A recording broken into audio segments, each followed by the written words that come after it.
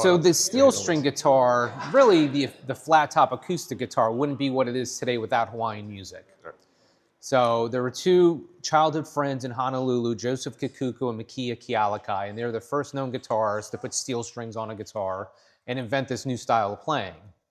And so Hawaiian music, you know, in the 19 teens and 20s, it's pretty much pop music in the US. And so that style of playing transfers over to early blues and country and, you know, all these different genres. But also, I mean, can't talk about Hawaiian music without the ukulele. You know, obviously it's, you know, very influential, huge audience for Hawaiian music. You know, they start with the ukulele, might go to the guitar, but we have one of our most historically significant instruments in this case, and it happens to be the contour ukulele. So this was owned by Richard Conter, who was a pretty well-known ukulele composer from Brooklyn, New York, and also he was in the U.S. Navy.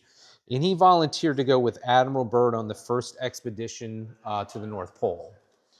And so he took this ukulele with him. He became friends with Floyd Bennett, who was Byrd's pilot. And you know, he said to Bennett, "I want a souvenir from this trip." So Bennett smuggled the ukulele on the plane. And then they make the flight, they land, Bennett gives the ukulele back to Conter, and then he has the crew of the ship sign it. Okay, cool. Then there's a reception for them in Washington, D.C., and at the reception, he has dignitaries at the time like the president, Calvin Coolidge, Charles Lindbergh, Thomas Edison, Amelia Earhart sign this ukulele. Crazy. And then he also documented his travels on here. So this is the original. It's a 1926 style 1K, Martin Uke. Then this is the reproduction that we were building in our custom shop, where all of the signatures are laser engraved. So if you turn to the side, you can see Thomas Edison's right there.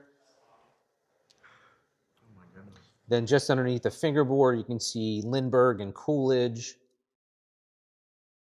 Now it's hard to see it on the original, but very small down here is Amelia Earhart's signature.